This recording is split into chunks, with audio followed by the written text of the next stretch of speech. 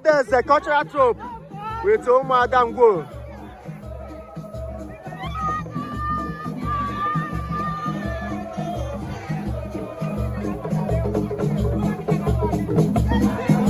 On the Madam Go.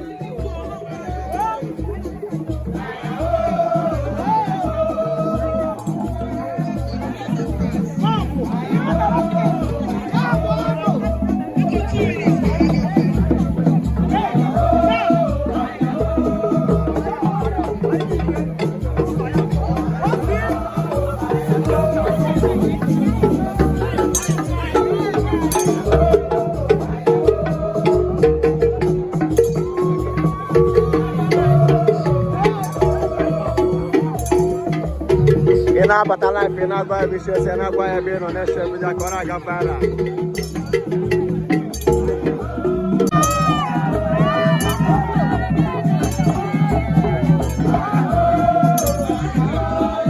But in Agua, Vicious, and Agua being on that ship with Akora Gavara, live and direct.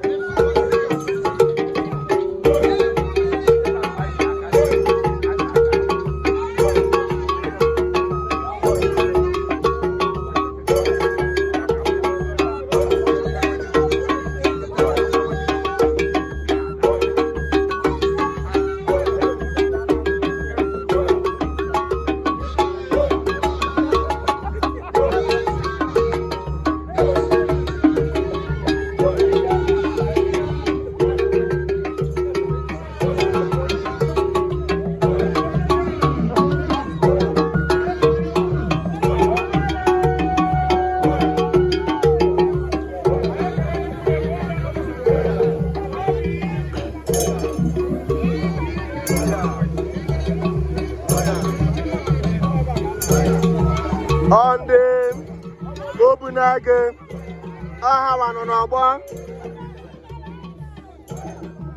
Obunage on honorable.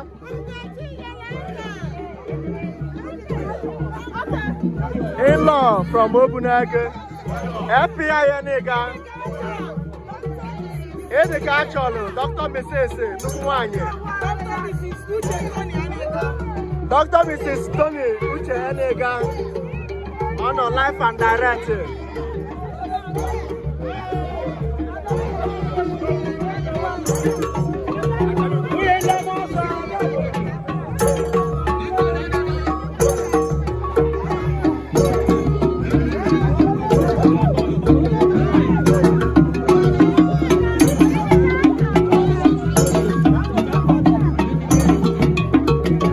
What the video and share can do not put the live broadcast. Share this with the letter that join.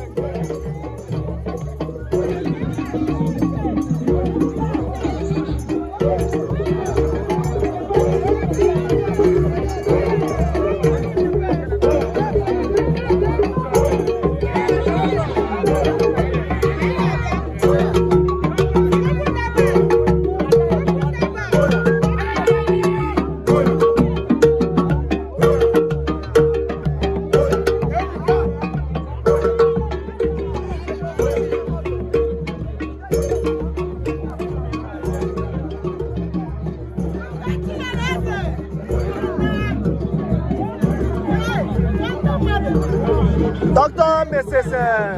Uche Enega Nwanye. Haji Ebi, Haji Maya, Haji ihe ndị ọzọ ngwongwo na ngwongwo. Ndị a na-ese ese, Haji Chi. Ha kwadoro akwado. Owele ndị Igbo nọ n'ọgbọ. Owele ndị Igbo anyị na-ekele gị.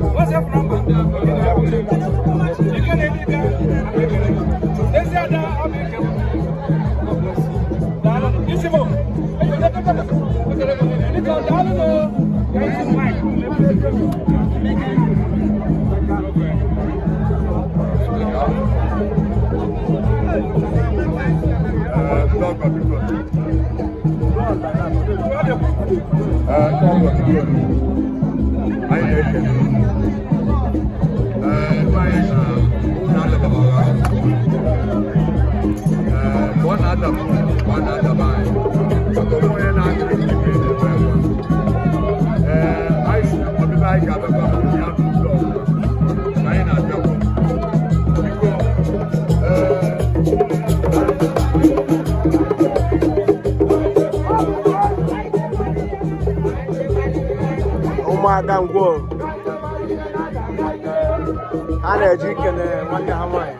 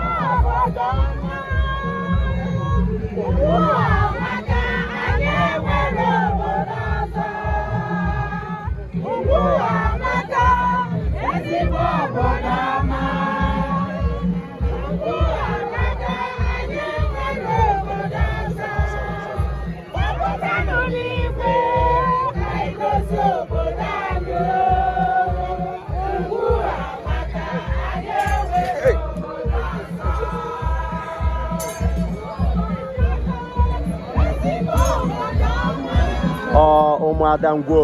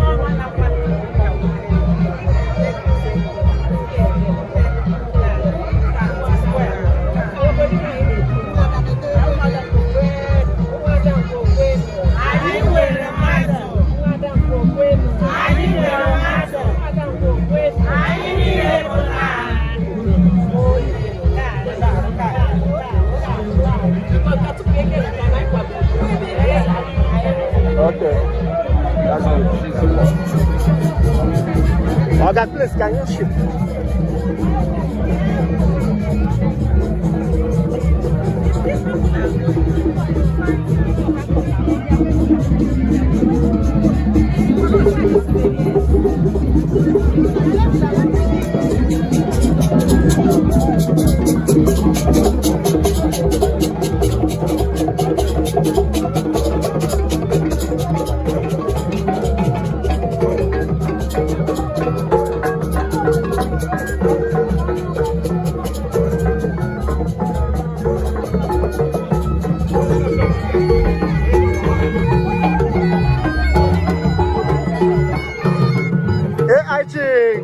Kanayo Usebu is here to commiserate with the wife of Nnameka Ese.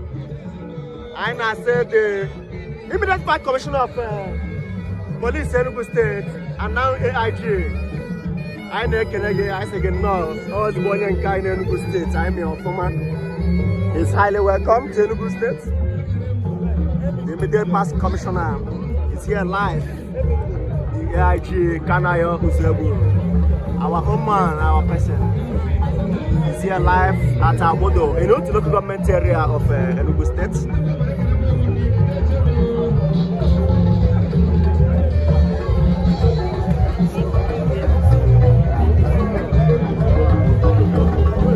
As a condolence visit, so you can say the DPO is here, DPO team is here live.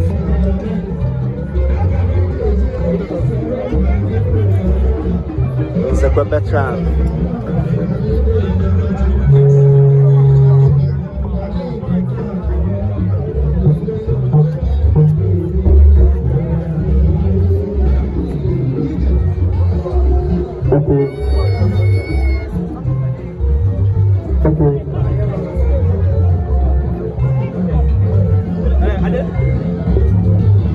Hello. Speak on the police man. Sorry. Because thank you. On the other cultural group or how they take over. In the next 20 minutes, they will host the stage. Then after that, Kobe will take off. Because policeman, thank you. Thank you. We love to do everything. Policeman, thank you.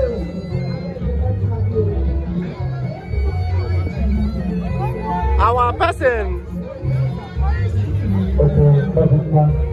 Chief Kanayo Usebu, the immediate Past Commissioner of Police Enugu State, and now AIG.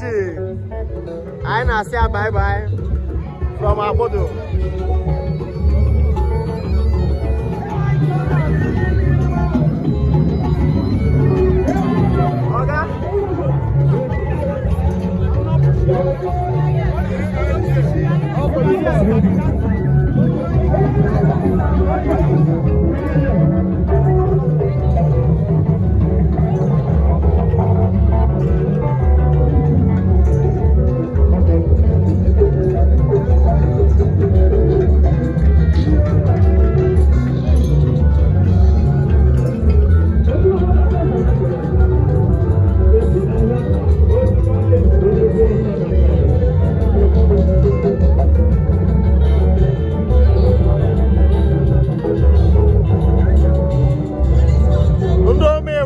The condolence in town. Dr. Chudese.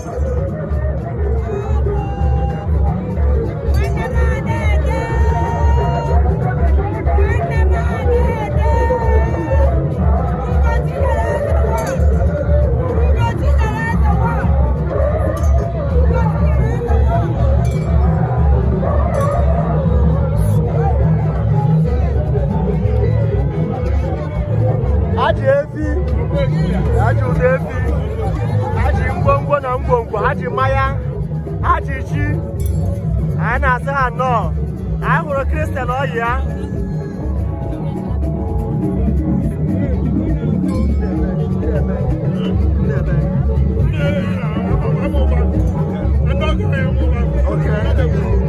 Damoba. Damoba be here. Wow.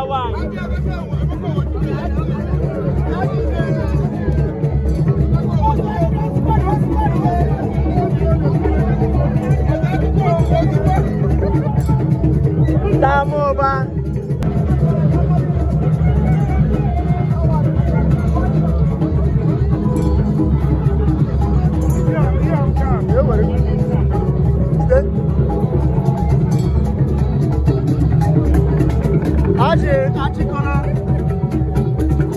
Achikoro wee bịa.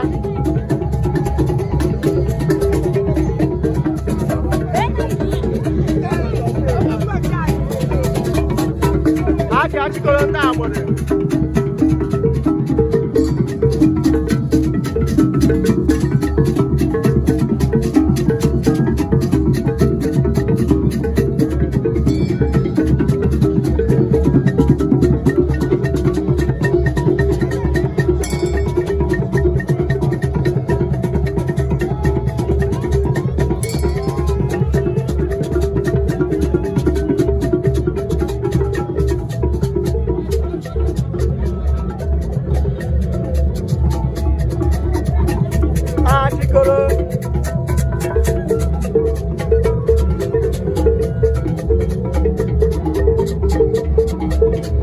Tell us where you are joining us from. Tell us where you are all over the world. Let us know where you are. We are here live at Abudu Primary School.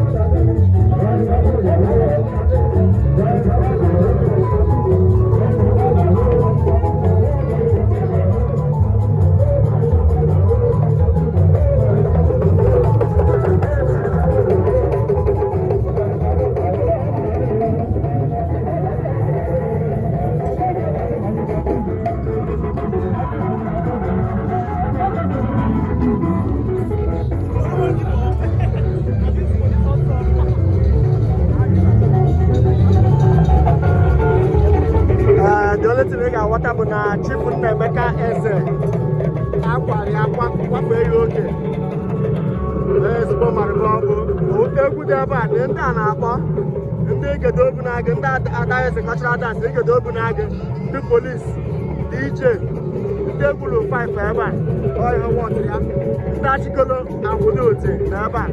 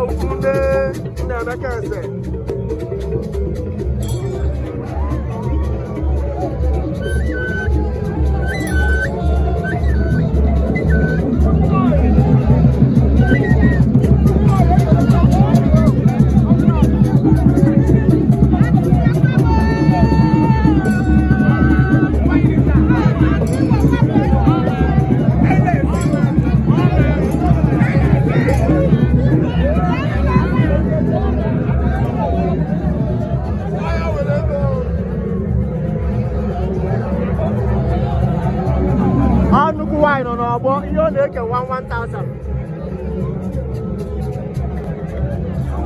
nnukwu nwaanyị nọ n'ọgbọ ọ na-akwachi ụlọ ya nwoke ike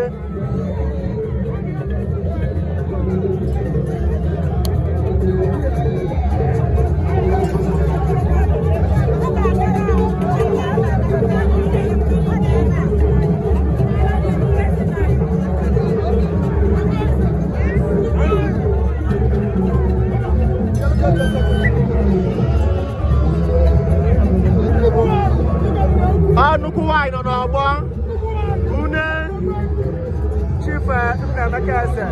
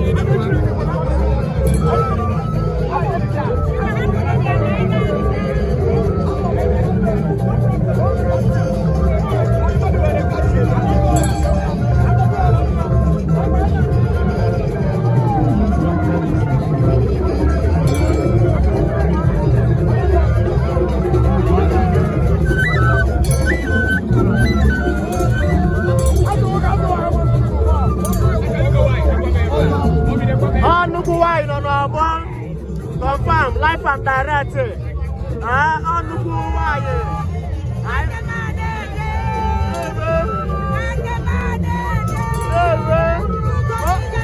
ọ dị esu edekwa na nwoke ọ dị esu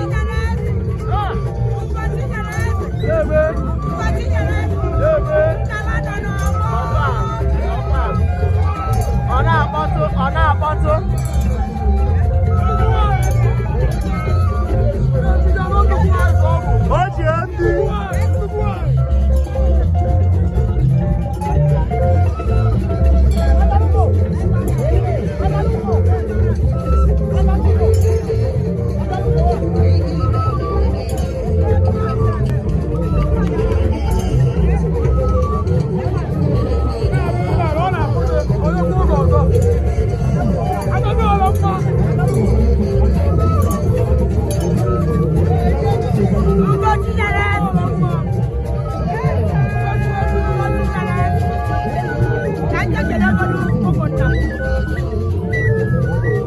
live and direct. Nnukwu ada Chefu adị akwa ada dị ọra mma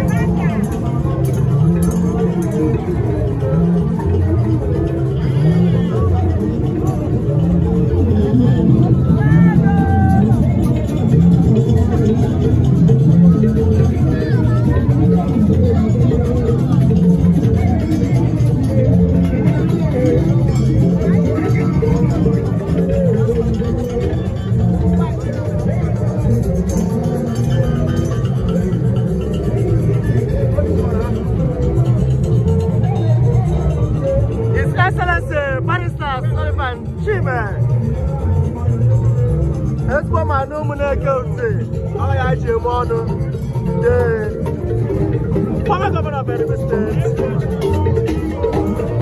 IDPA.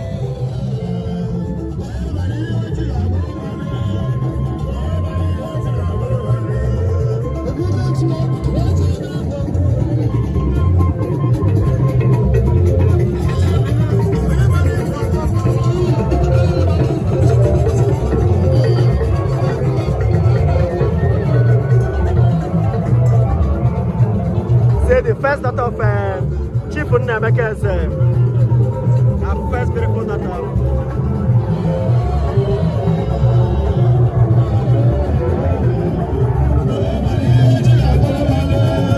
All gonna lose them with Aleshua.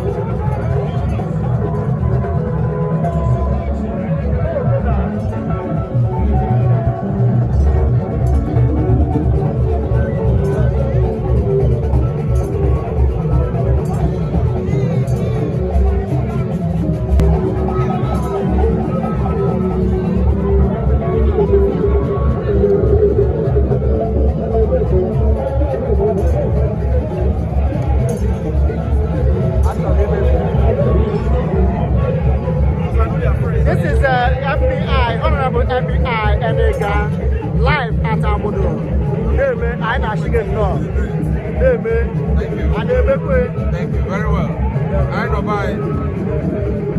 I agree. Amen.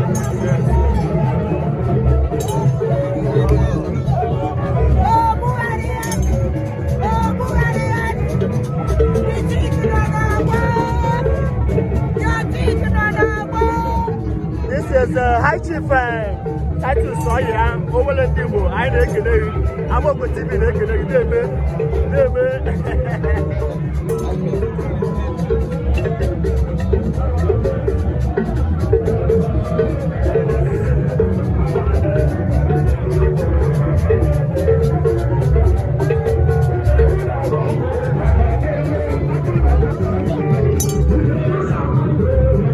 In-law from Osude, this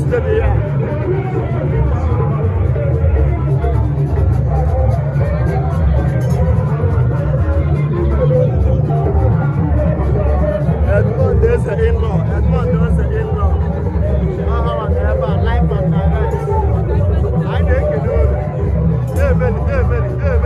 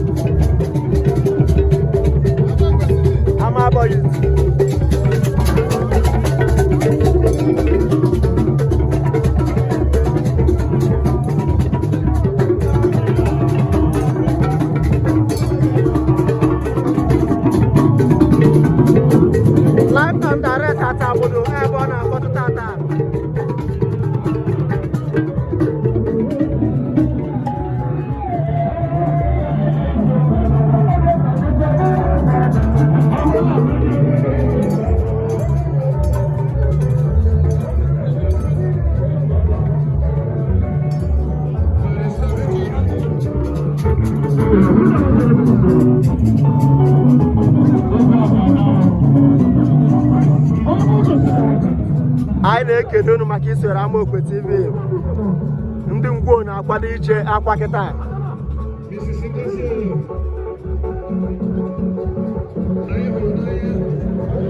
Okay,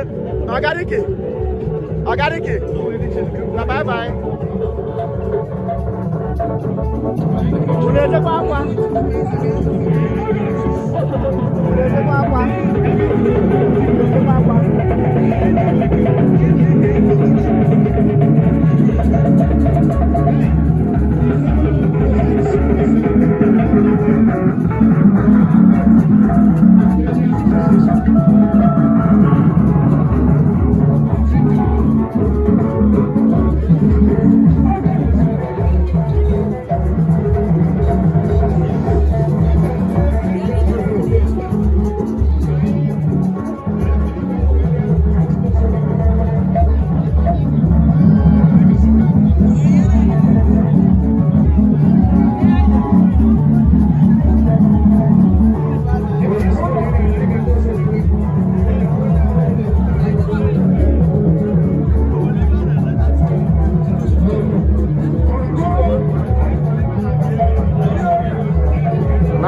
bush yes and I want to have no.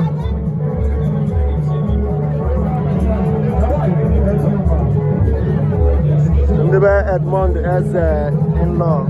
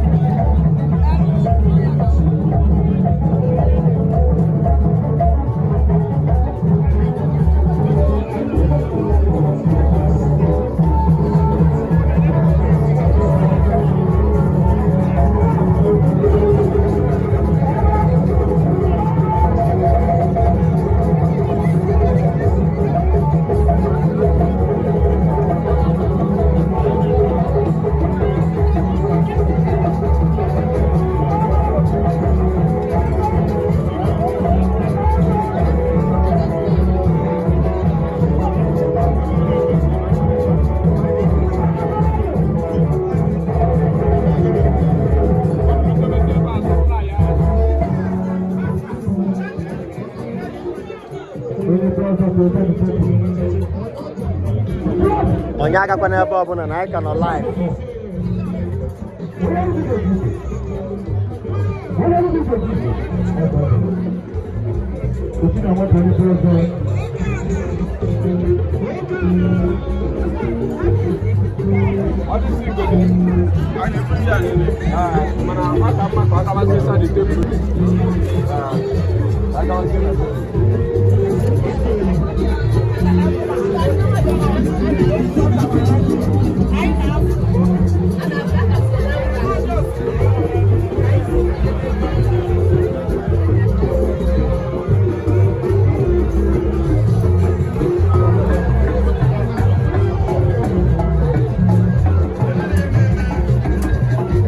Live and direct. I want to know Jack Wakadele. I can live and direct here.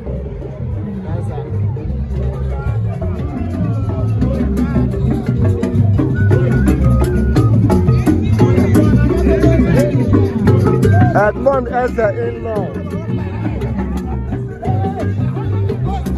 Onaga Makochko, I make a share video. I cannot join you.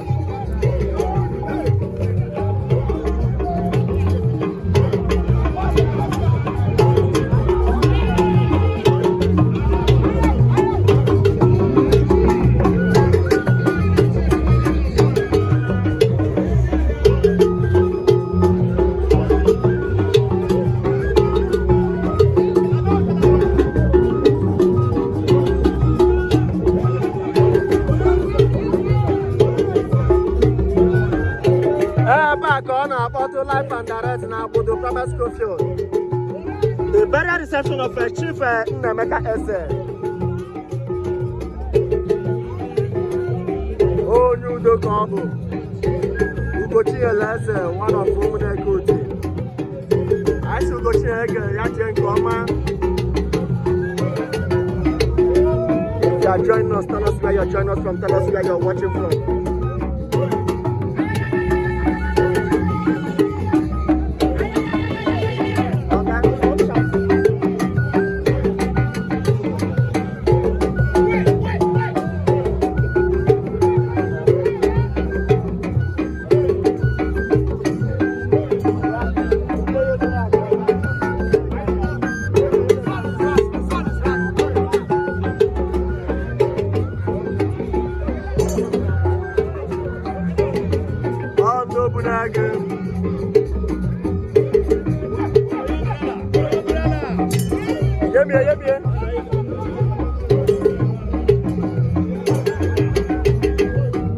Aji Maya, Aji Aqua,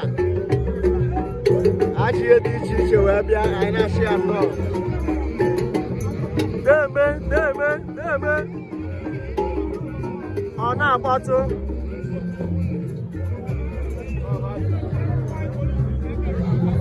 On the open ego, yeah.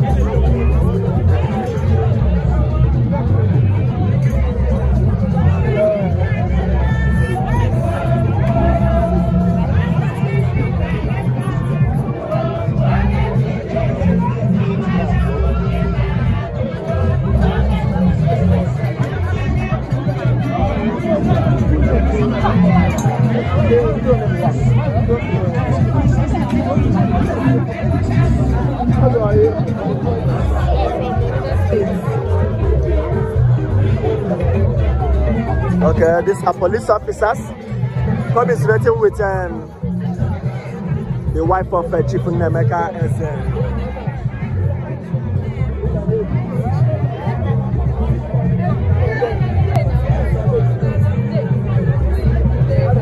Which division?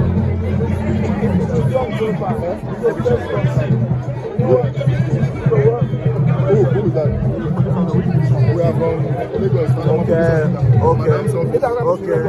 That's from Lagos.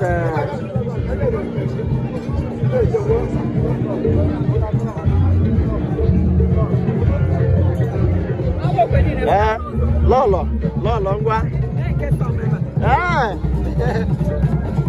Okay. You can have the same. I'm over TV.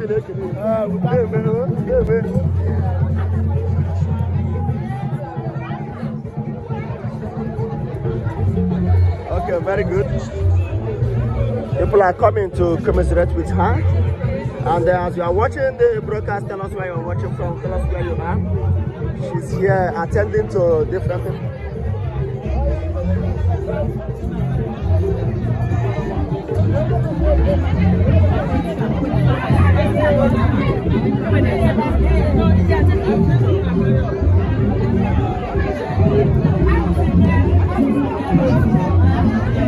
Yeah, very good.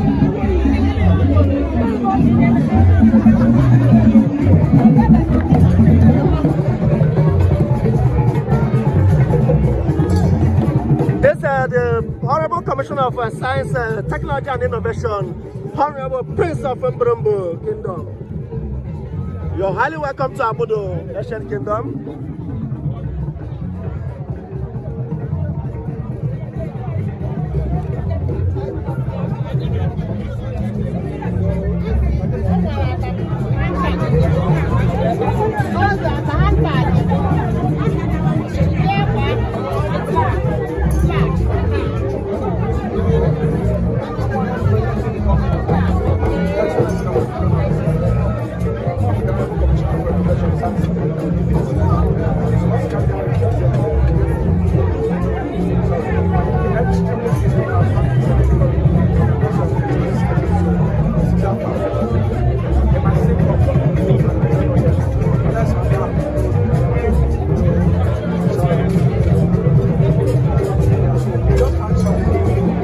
The commissioner is here to represent the governor of Enugu State.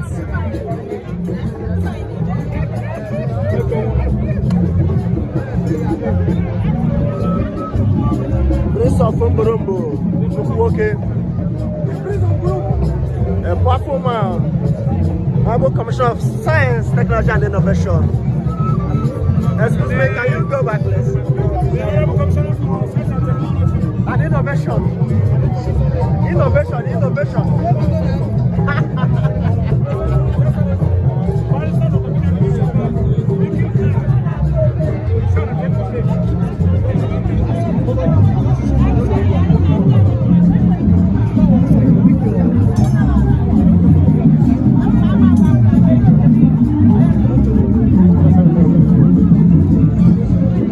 The commissioner is here to represent the governor of Enugu State, live and direct.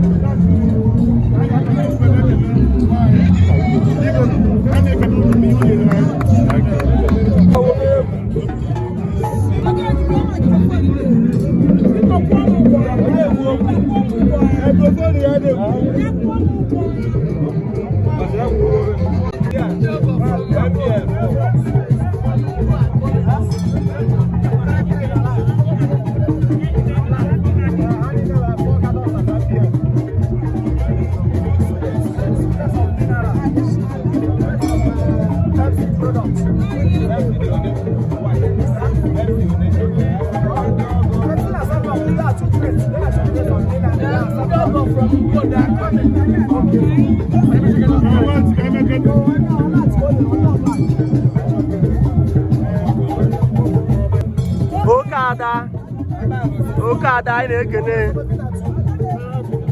deme nke a bụzikwa highest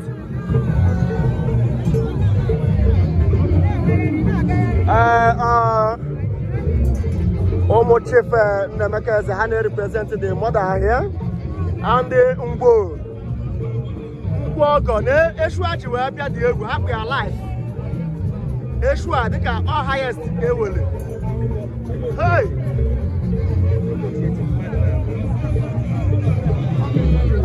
nnukwu ọgọ bụ ha bụ ndị Ngwo ha siri ka eme ndị Ngwo na ha chụrụ eju ndị Ngwo bụ ihe a nnukwu ọgọ ndị be nwunye Ada representing the mother, two beautiful daughters of Chief Nnemeka Eze Ugochinyere Eze one n'Omuneke nnukwu nwoke ka ọ bụ anyị na-achị ajie nke ọma.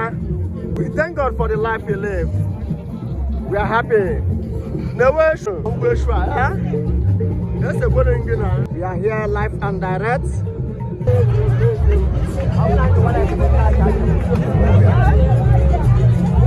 When you can video my stuff, can video my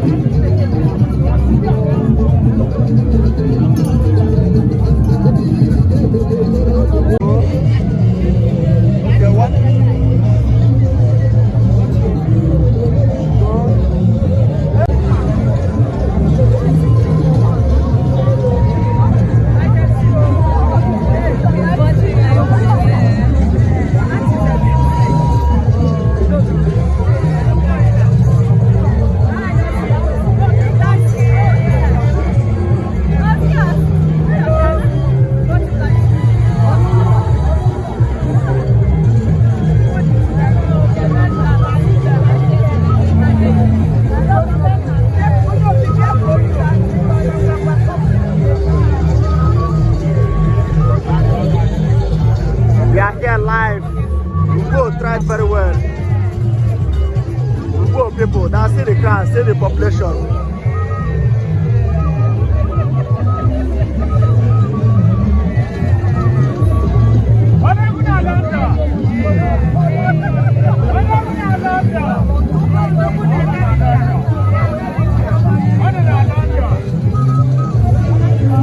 I'm okay. Chicago.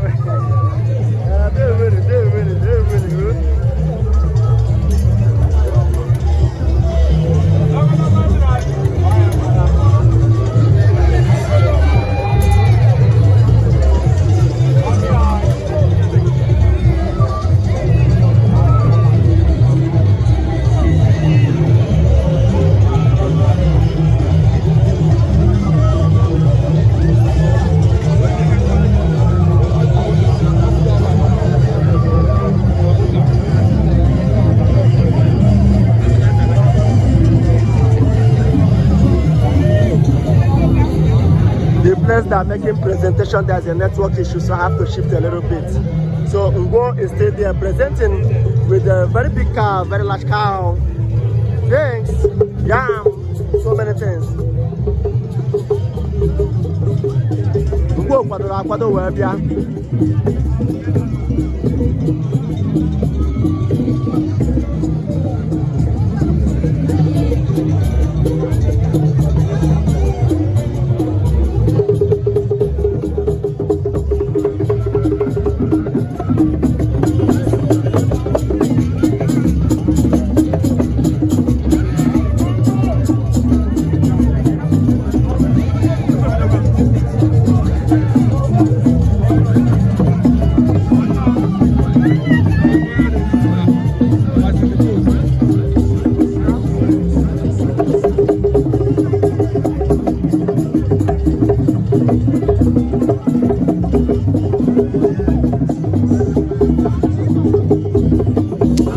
Ngwo no ọgbọ nnukwu ndị ọgọ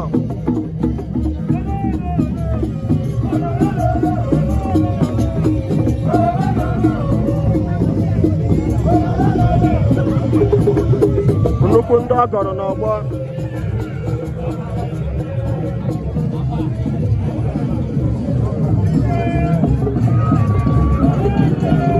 Anyị na-ekele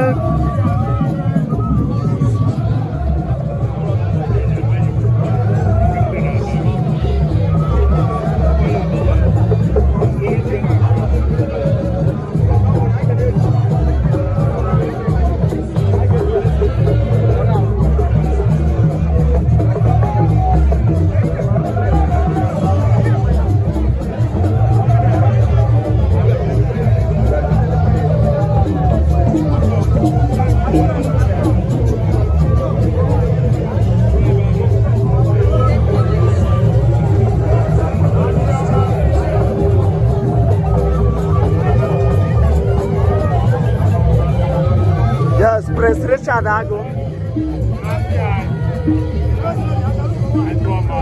Richard Ago kenegi. Daddy ama mkina ozara. Obe ozara. Abu mkina obe ozara. Nuku madu. Oye mbu obebu. Amalenga ohuma. Une rike age. Ebu une ya. Manibu oye mbu. Aina muna hebi mune kena. Okay. Oh, well, they're getting online.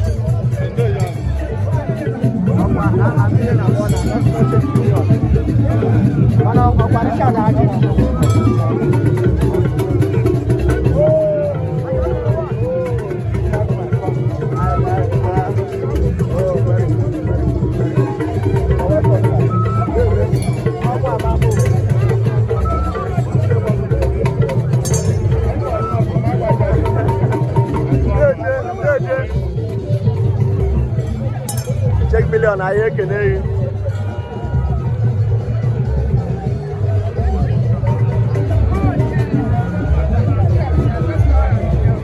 People are coming to commiserate with our beautiful mommy.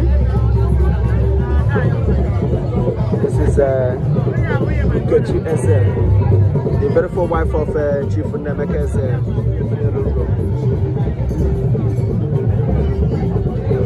Now the different commissioners, even the DIG, they were here today. It's not easy.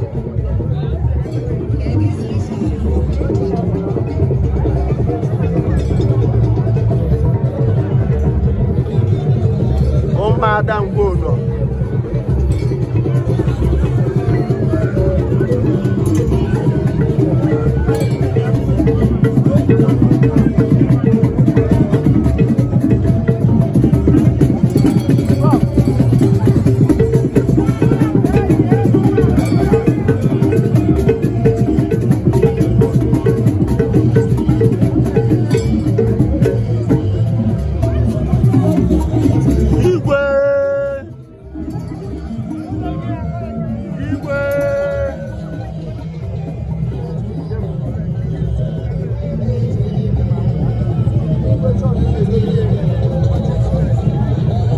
Igwe John Nnedozie ene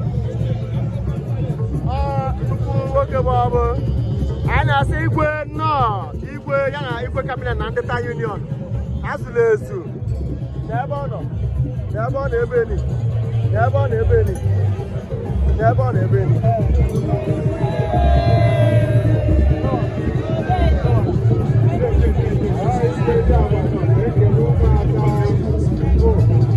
Igwe na-ekene ụmụada ngwo. Igwe na-ekene ụmụada ngwo.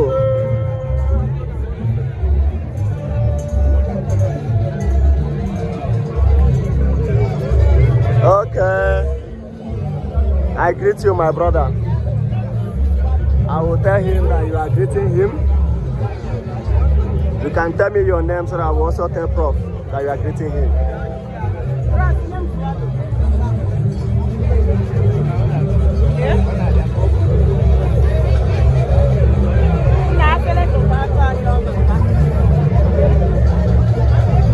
Igwe is here. Igwe of Abudu. Right hand is Igwe John Nnedozie. This is to tell you that Chief Nemeka is a highly respected man in the community. Eze Udo Ugochinyere Eze one of Umuneke. Igwe members of Igwe's cabinet.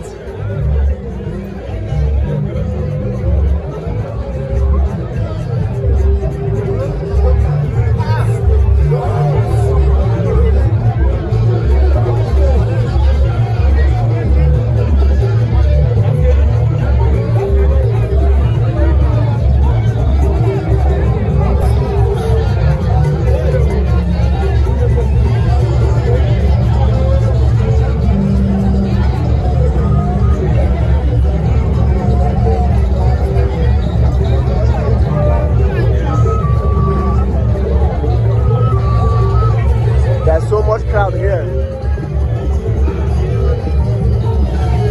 Oh my God, with everybody.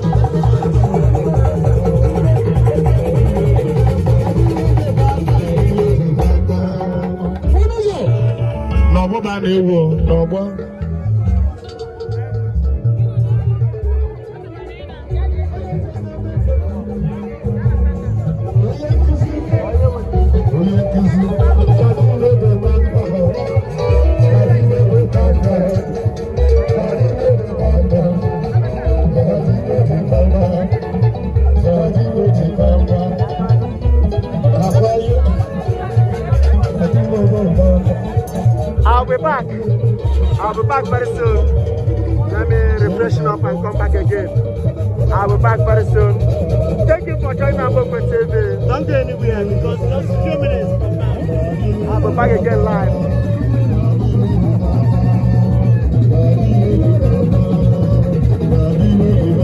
I need to freshen up and come back again.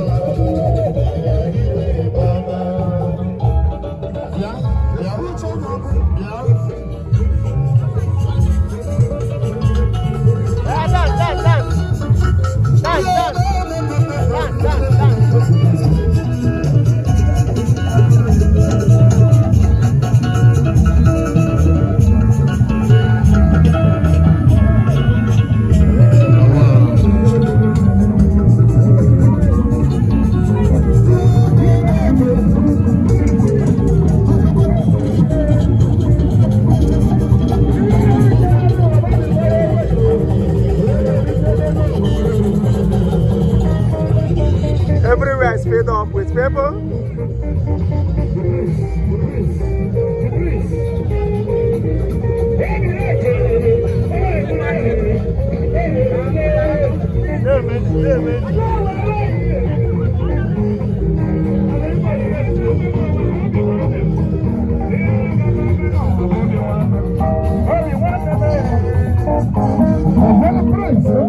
We'll be back very soon. Thank you for joining Amokwe TV Live Update.